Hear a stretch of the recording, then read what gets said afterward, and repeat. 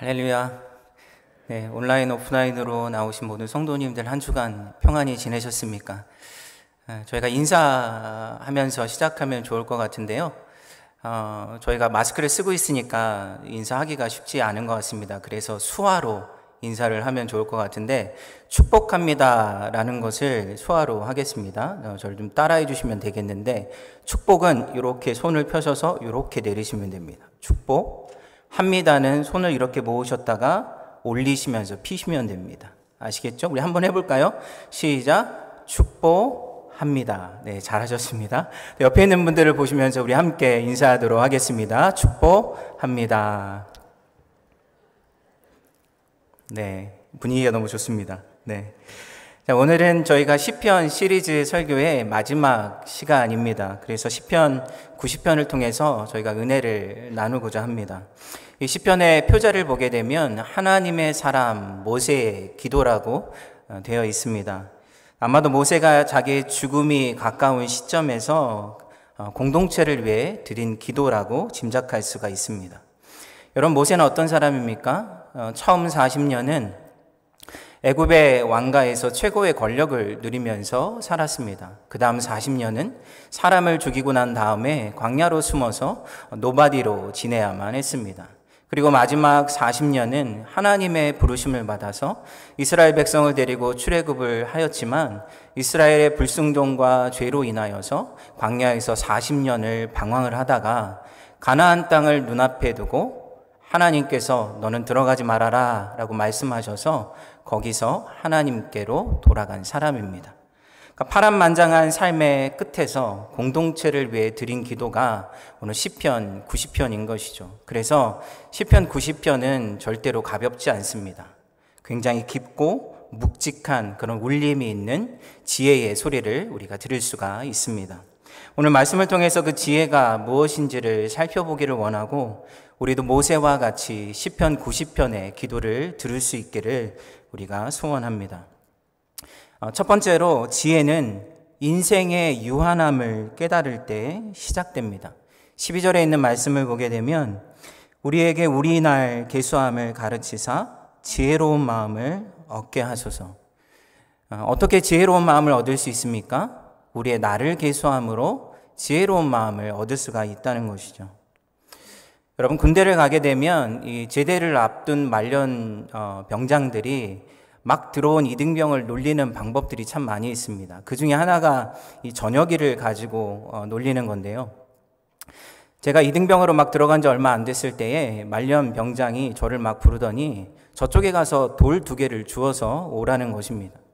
그래서 돌 2개를 막 정신없이 가서 주워왔는데 하나는 제 앞에 가장 가깝게 던지고 또 다른 하나는 보이지 않는 곳까지 온 힘을 다해서 던지라는 것입니다. 그래서 아무 생각 없이 돌을 하나는 제 앞에 놓고 다른 하나는 저 멀리 온 힘을 다해 던졌습니다. 그리고 나서는 저를 보면서 이게 무슨 의미인지 아느냐고 묻는 것입니다. 여러분, 무슨 의미인지 아시겠습니까? 바로 앞에 떨어진 돌은 자기가 제대할 날이고 저 멀리 보이지 않는 돌은 제가 제대할 날이라는 것이죠. 자, 그래서 제대할 날이 안 올 수도 있기 때문에 날짜를 계산하지 말고 그냥 열심히 살으라고 이야기를 한 겁니다. 정말 훌륭한 고참이지 않습니까? 제가 날짜를 계산하면 너무 힘들 것 같아서 아예 싹부터 자르는 그런 좋은 가르침을 준 것이죠. 자, 근데 제가 나중에 그것을 생각을 해보니까 그것이 사람들이 죽음을 대하는 방식과 유사하다는 것을 깨닫게 되었습니다. 여러분, 사람은 태어나서 죽지 않는 사람은 없습니다. 가난하게 태어나거나 부자로 살아가거나 지식이 많거나 적거나 모든 사람은 다 순서만 다를 뿐이지 다 하나님께로 돌아가게 되어 있습니다. 자, 그러면 아무도 부인할 수 없는 인간의 조건이자 현실이라면 우리는 날마다 그것을 기억하고 살아가야 하는 것이 맞는 것 아닐까요? 네, 하지만 사람들은 그 생각을 최대한 뒤로 미루고 살아갑니다. 언젠가는 죽겠지만 지금은 아니라는 것이죠. 오늘날 과학기술이 발달하면서 인간의 수명이 연장되기도 했고, 그리고 오늘날 문화의 특징이 죽음 이후의 삶을 생각하지 않고 현 시대, 지금 이 순간만을 위해서 살아가고 있기 때문에 죽음이라는 것은 무조건 기피하고 도망쳐야 할 대상이 되어버린 것입니다. 그래서 그 생각을 최대한 미루고 또 미루다가 이제 눈앞에 떨어진 돌처럼 현실이 되었을 때 그때야 비로소 마지못해서 생각을 하게 되는 것이죠. 그런데 그 상황이 되면 여러분 죽음 자체에 압도가 되어버리기 때문에 죽음의 인생에서 하나님이 주신 지혜를 깨닫고 그 지혜의 삶을 살아가는 것은 불가능하게 되는 것입니다. 모세가 우리에게 주는 시편 90편은 그런 잘못된 시각을 고쳐주고 있습니다. 인생의 유한함을 계수하는 것은 죽기 전에 해야 할 일이 아니라 살아있는 모든 순간 동안에 해야 할 일이라는 것이죠. 그렇다면 인생의 유한함을 계수한다는 것은 그것을 통해서 얻게 되는 지혜는 무엇일까요? 삶과 죽음은 모두 하나님의 말씀 안에서 시작되고 끝이 난다는 사실을 아는 것입니다. 여러분, 생명이라는 단어를 한자로 보게 되면 생은 살다라는 것을 뜻하는 것이고 명은 명령하다는 것을 뜻미하는 것입니다. 즉 하나님께서 이 세상에서 살라고 명령하셨기 때문에 우리가 살게 되었다는 것이죠. 그럼 죽음은 무엇을 뜻하는 것입니까? 하나님께서 이제 그만 살고 돌아오라는 소환 명령입니다. 시편 90편 3절에 있는 말씀을 보게 되면 주께서 사람을 티끌로 돌아가게 하시고 말씀하시기를 너의 인생들을 돌아가라 하셨사오니, 모세는 창세기 3장을 근거로 이 말씀을 하고 있습니다. 우리가 이 세상에서 죽게 되는 것은 하나님께서 명령하셨기 때문이라는 것이죠. 그러니까 우리의 삶에는 살라는 하나님의 명령과 돌아오라는 하나님의 소환 명령이 공존하고 있습니다. 그래서 하루를 사는 것은 어떻게 보면 하루 더 죽음에 가까워지는 것이죠. 생명을 살아낼수록 죽음에 더 가까워지는 그 역설 속에서 모든 사람은 살아가고 있는 것입니다. 왜 하나님께서는 인간을 이런 역설 속에 두신 것일까요? 생각을 해보면 사람이나 동물이나 모두 똑같은 운명에 처해 있지 않습니까? 만약 어느 날 여러분이 집에 돌아갔는데 집에서 여러분이 키우시는 강아지가 창밖을 바라보면서 슬픈 눈을 하고 나는 왜 사는가? 주인이 주는 음식이나 먹고 꼬리나 흔들면서 사는 것이 개의 인생이란 말인가? 이렇게 여러분 생각을 하고 말을 한다고 생각을 해보십시오. 만약 그런 모습을 보게 된다면 그 강아지는 요물이지 강아지가 아닙니다. 근데 사람의 다른 점은 무엇입니까? 사람은 생명과 죽음의 역설을 생각할 수 있고 그 죽음 너머에 있는 영혼을 갈망할 수 있다는 것이죠. 그래서 전도서에서 하나님께서 사람의 마음에 영원을 사모하는 마음을 주셨다고 이야기하고 있는 것입니다. 이렇게 생각할 수 있고 영혼을 갈망할 수 있는 갈망하게 하신 것은 이유가 있습니다. 창세기 4장 26절에 있는 말씀을 보게 되면 셋도 아들을 낳고 그 이름을 에노스라 하였으며 그때 사람이 비로소 여호와의 이름을 불렀더라라고 이야기하며, 여러분 셋이 누구입니까? 가인이 아벨을 죽이고 난 다음에 아담이 다시 아이를 낳게 되는데 그 아이가 셋이죠. 근데 셋이 자기의 아들을 낳고 나서 에노스라고 이름을 붙였습니다. 에노스라는 이름의 뜻이 무엇입니까? 죽을 수밖에 없는 존재라는 뜻입니다. 그러니까 에덴 동산 이후에 사람은 비로소 죽는다는 것이 무엇인지를 깨닫게 되었고 그 죽음의 현실 앞에서 비로소 생명의 주인이신 하나님을 찾게 되었다는 이야기입니다. 죽음을 알고 삶을 알 때 우리는 하나님을 찾을 수밖에 없다는 것입니다.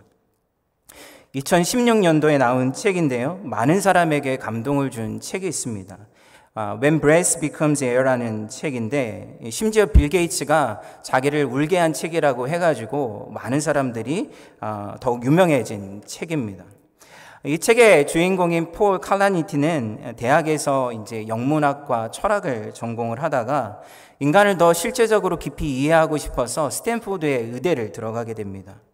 거기서 가장 혹독하다는 뇌수술 분야에서 7년간 레지던트 과정을 아주 성공적으로 마쳤습니다. 마치고 있는 과정에서 그 과정의 마지막 몇 달을 남겨두고는 이 말기암 선고를 받게 됩니다. 이 책은 자기가 죽어가는 과정에서 자기가 마주하게 된 삶과 죽음에 대한 이야기입니다. 이 칼라니티는 어린 시절에 매일 밤마다 기도하고 성경을 읽는 가정에서 자라났습니다. 근데 대학에 들어가서는 이 기독교라는 것이 경험적인 근거가 없는 비이성적인 것이라고 생각을 하고 철저한 무신론자가 됩니다. 근데 죽음의 현실에 맞이하고 나서 자기가 지금까지 신뢰하고 믿어왔던 과학이 더 이상 인간의 삶을 설명할 수 없다는 것을 깨닫게 됩니다. 여러분, 인간의 삶을 아름답게 만드는 것이 무엇입니까? 희생, 사랑, 구원, 소망, 용서와 같은 인간의 삶을 아름답게 만드는 가치들은 하나님으로부터만 올 수 있다는 것을 깨닫게 되었습니다. 그리고 나서 다시 기독교로 돌아오게 됩니다. 하나님을 떠나서는 인간의 삶을 설명할 수 없다는 것을 깨닫게 된 것이죠.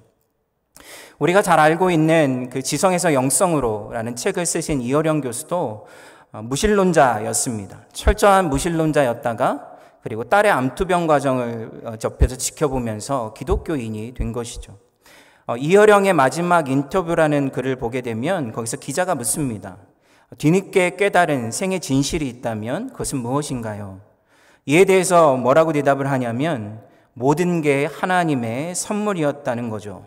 My life는 기프트였습니다. 내 집도, 내 자녀도, 내 책도, 내 지성도 분명히 내 것인 줄 알았는데 다 기프트였어요. 어린 시절 아버지에게 처음 받았던 가방, 알코올 냄새가 나던 말랑말랑한 지우개처럼, 내가 울면 다가와서 등을 두들겨주던 어른들처럼 내가 벌어서 내 돈으로 산 것이 아니었어요. 우주에서 선물로 받은 이 생명처럼 내가 내 힘으로 이뤘다고 생각한 게 다 선물이더라고요. 하나님께서 인간을 삶과 죽음이라는 역설 속에 놓고 인간에게 영혼을 갈망하는 마음을 주신 것은 우리가 우리의 생명의 주인이 아니라 우리의 생명의 주인 되시는 아버지가 있다는 것을 깨닫게 하기 위함입니다. 그것을 깨닫고 그분을 찾고 그분을 갈망함으로 그분을 만날 수 있도록 인간을 그러한 삶 속에 두신 것입니다. 그래서 죽음의 역설 속에서 하나님을 만난 사람들은 모든 것이 하나님의 선물인 것을 깨닫습니다. 어떤 것도 내 것이 아니라 그저 선물로 주어진 은혜라는 사실입니다. 두 번째로 우리가 인생의 유한함 속에서 얻게 되는 지혜는 하나님이 우리의 영원한 거처가 되신다는 사실입니다. 1절과 2절에 있는 말씀을 보게 되면 주여 주는 대대에 우리의 거처가 되셨나이다. 산이 생기기 전 땅과 세계도 주께서 조성하시기 전 곧 영원부터 영원까지 주는 하나님이시니이다. 우리의 거처가 되셨다는 것은 우리의 집이 되셨다는 이야기입니다. 그러니까 영원부터 영원까지 계시는 하나님께서 대대의 모든 세대의 사람들의 거할 집이 되셨다고 고백하는 것이죠. 여러분, 집은 어떠한 곳입니까? 제가 중고등부 아이들을 가르칠 때에 이 학부모 초청 예배를 드리기 위해서 이제 아이들에게 설베이를 했습니다. 그때 아이들에게 집은 나에게 어떠한 곳인지를 적어달라고 요청을 했습니다. 자, 그랬더니 어떤 아이들은 집은 밥 먹고 잠자는 곳이요. 또 어떤 아이는 따뜻한 공간이요. 또 어떤 아이는 밖에만 나가면 돌아가고 싶은 곳이요. 이렇게 이야기를 했습니다. 근데 어떤 한 아이가 이렇게 대답을 했습니다. 나에게 집이란 똥을 가장 편안하게 쌀 수 있는 곳입니다. 정말 마음에 와닿는 이야기 아닙니까? 여러분, 세상 어디에서도 집보다 더 편안하게 볼일을 볼 수 있는 곳은 없습니다. 그러니까 집은 그만큼 편안한 공간이고 쉼과 안식을 누리는 공간이고 위로와 안전과 기쁨과 행복을 주는 공간이기 때문인 것입니다. 여러분, 모세의 삶을 보게 되면 이스라엘 백성을 이끌고 가나안 땅에 들어가기까지 광야에서 얼마나 많은 고생을 했는지 모릅니다. 여러분, 광야의 길은 어떤 곳입니까? 광야에는 길이 없습니다. 거기에는 아무것도 없고 아무것도 할 수 없습니다. 낮에는 뜨거운 태양을 피해야 하고 밤에는 아주 무서운 추위를 견뎌내야 합니다. 게다가 모래로 된 곳을 걷다 보면 여러분 발가락 사이로 모래가 스며들게 되는데 이 뜨거운 태양 아래 모래가 달궈지게 되면 발가락 사이로 스며드는 모래가 발에 무수히 많은 상처들을 내게 됩니다. 상처난 발로 길을 걷는다는 것이 얼마나 고통스러운 일인지 모릅니다. 게다가 목이 곧은 이스라엘 백성은 움직일 때마다 불평과 불만을 터뜨립니다. 툭하면 왜 데려왔냐? 굶겨 죽이려고 데려왔냐? 차라리 애굽으로 돌아가는 것이 낫겠다. 소리를 지르는 백성들과 함께 해야 됐습니다. 인간적으로 보면 광야의 길이 얼마나 끔찍하고 힘든 길입니까? 그런데 모세는 그런 광야의 길을 이렇게 설명하고 있습니다. 신명기 1장 31절을 보게 되면 광야에서도 사람이 자기의 아들을 안는 것 같이 너희 하나님 여호와께서 너희가 걸어온 길에서 너희를 안으사 이곳까지 이르게 하셨느니라. 그러니까 이스라엘의 광야의 길을 힘들고 고통스럽게 걸어온 것 같지만 사실은 하나님의 품 안에 안겨서 왔다는 것입니다. 여러분, 하나님의 품 안에 안겨서 왔다는 것은 아무런 고생도 하지 않고 손에 물 한 방울 묻히지 않으면서 편안하게 살았다는 이야기가 아닙니다. 광야의 긴 여정 가운데 그 엄청난 길들을 하나님의 은혜로 통과할 수 있었다는 이야기입니다. 뜨거운 태양과 엄청난 추위를 하나님이 불과 구름 기둥으로 인도하셨습니다. 옷과 신이 헤어지지 않도록 보호하셨고 하늘의 만나와 반석에서 터져나오는 물로써 먹이시고 채우셨습니다. 그리고 성막을 통해서 이스라엘 백성 가운데 임재하셔서 위로하시고 끊임없는 소망의 말씀으로 이끌어 가셨습니다.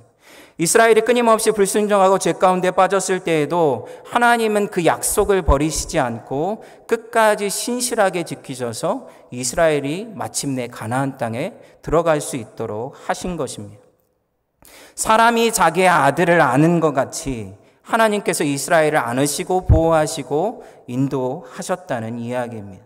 그래서 모세는 하나님이 그들의 거처가 되셨다고 고백하고 있는 것입니다. 여러분, 우리 모두도 이 세상에서 살아가는 인생의 여정은 광야의 여정과 같습니다. 어떤 사람은 아브라함과 같이 기다림의 여정을 가는 사람도 있고, 어떤 사람은 하갈과 같이 버림받은 광야를 지날 수도 있고, 어떤 사람은 모세처럼 잊혀짐의 광야를, 어떤 사람은 엘리야처럼 영적 침체의 광야를 걸어가기도 합니다. 그러나 모든 사람들은 다 죽음의 광야를 지나가야 합니다.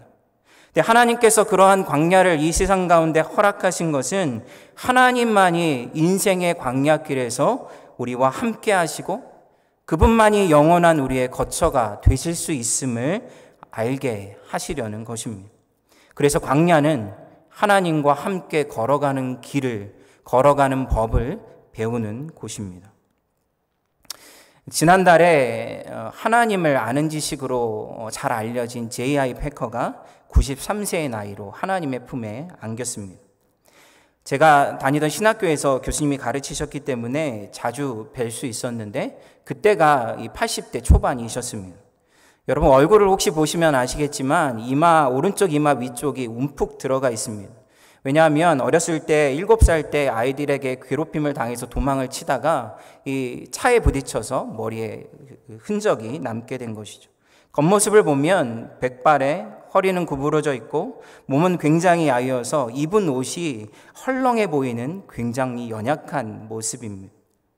수업이 시작되면 강의 3시간 내내 아무런 텍스트도 없이 3시간 동안을 이야기하시는데 그 방대한 지식에 압도될 뿐만 아니라 그분이 가지고 있는 확신과 열정과 소망으로 인하여서 우리는 엄청난 감동을 받았습니다. 그래서 학생들은 그분을 지상에 있지만 천상의 사람이라고 불렀습니다. 89세가 되었을 때에 눈에 생긴 병으로 인하여서 양쪽 눈이 시력을 잃어버리게 되었습니다.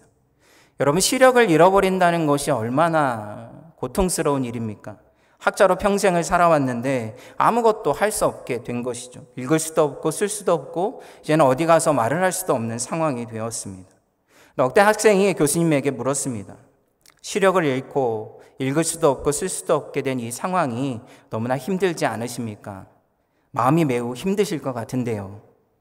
이에 대해서 대답하기를 저는 하나님의 주권을 인정합니다. 하나님은 주시는 분이기도 하지만 가져가시는 분이기도 합니다. 제가 이제 거의 90이 다 되었는데 하나님이 이제 가져가실 때도 되었죠. 육체적으로는 많이 약해져 있지만 감정적으로는 아무런 변화가 없습니다. 하나님은 언제나 저에게 좋은 분이십니다. 저는 시력을 잃었지만 그리스도를 더욱 깊이 묵상하게 되었습니다.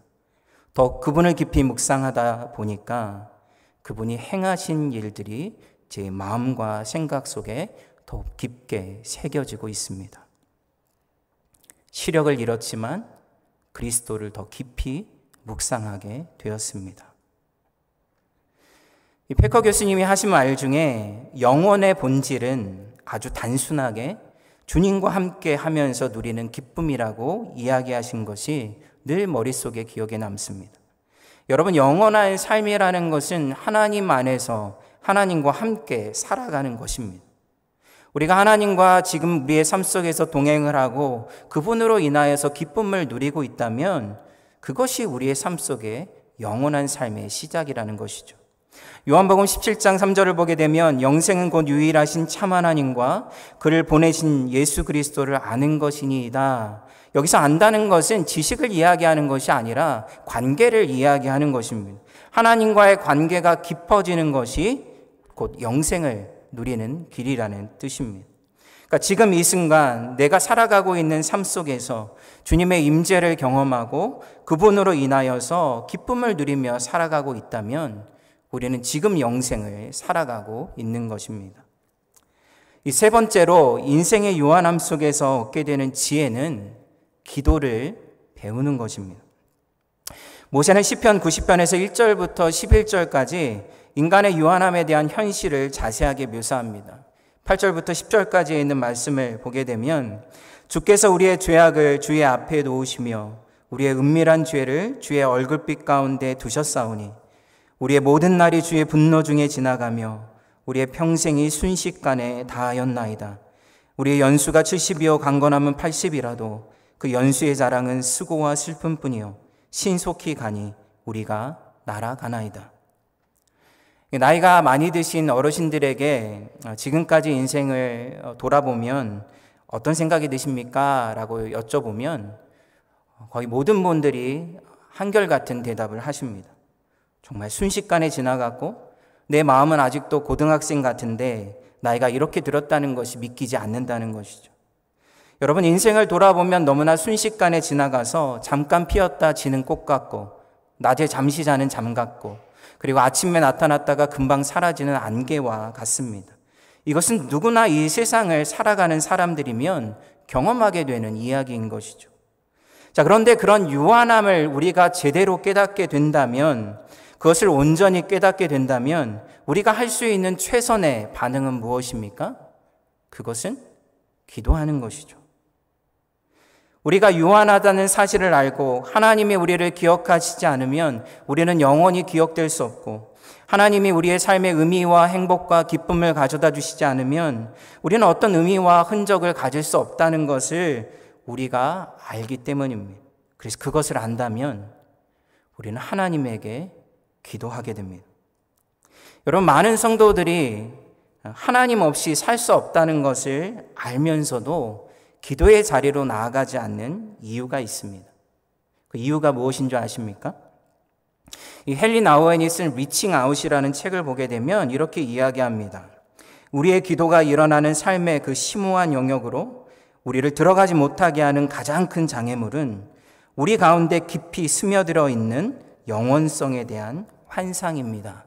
그러니까 무슨 말이냐면 우리가 영원히 살지 못하고 죽을 것이라는 것을 말하지만 실제로는 우리가 지금 이 순간이 영원히 지속될 것처럼 생각하고 살아간다는 것이죠. 예를 들어서 우리와 함께하고 있는 가족들은 언젠가 헤어질 것을 압니다.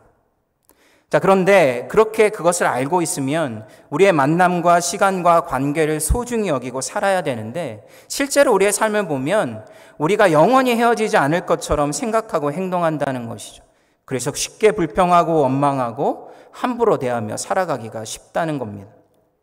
우리가 가지고 있는 재물이나 소유나 지식이나 지위도 마찬가지입니다. 그것은 영원하지 않습니다. 언젠가 하나님의 때가 되면 다 사라져 버리고 말 것이지요. 그런데 마치 내가 그것에 대한 통제권을 가지고 있는 것처럼, 마치 내 마음대로 이 모든 것들을 할 수 있는 것처럼 그런 환상 속에서 살아가고 있다는 겁니다. 그래서 우리는 기도하지 않습니다. 정말 모든 것이 내 것이 아니라 하나님의 것이고 우리의 모든 관계와 만남과 우리의 삶이 하나님이 잠시 우리에게 베풀어 주신 선물인 것을 안다면 어떻게 우리가 그것을 잘 누릴 수 있기 위하여서 기도하지 않을 수 있겠습니까? 모세는 인간의 유한성, 하나님이 홍수처럼 쓸어가 버리시면 이 모든 것이 사라져버리고 말 인생임을 고백하고 나서 13절에서 17절까지 하나님 앞에 하나님께 드리는 간구로 이 시편을 끝을 맺고 있습니다. 그래서 이 후반부에 나오는 이 기도의 내용을 우리가 잘 배우고 아는 것은 너무너무 중요합니다. 첫 번째로 모세가 드린 기도는 우리를 불쌍히 여기소서라고 기도합니다. 13절에 있는 말씀을 보게 되면 여호와여 돌아오소서 언제까지니까 주의 종들을 불쌍히 여기소서. 앞부분에 모세가 이야기했던 것처럼 여러분 사람이 죽음에 이르게 된 것은 하나님께서 인생들에게 돌아가라고 말씀하셨기 때문입니다. 그렇다면 흙으로 돌아갈 수밖에 없는 인생이 다시 생명을 얻을 수 있는 방법은 무엇입니까? 하나님이 인생들을 다시 찾아오실 때만 가능한 것이죠. 예수님께서 여리고를 지나가고 있을 때에 소경이자 거지였던 바디메오가 예수님이 지나가신다는 소식을 듣고 외치기 시작합니다. 다윗의 자손 예수여 나를 불쌍히 여겨주옵소서. 다윗의 자손 예수여 나를 불쌍히 여겨주소서. 그러니까 예수님이 누구인지를 알고 자기 자신이 누구인지를 안다면 우리는 이런 기도를 하나님 앞에 드릴 수밖에 없는 것이죠. 여러분 기독교 역사 속에서 가장 많이 드려졌던 기도의 하나가 무엇인 줄 아십니까? 그것이 kyrie eleison, 주여 나를 불쌍히 여기소서라는 기도였습니다.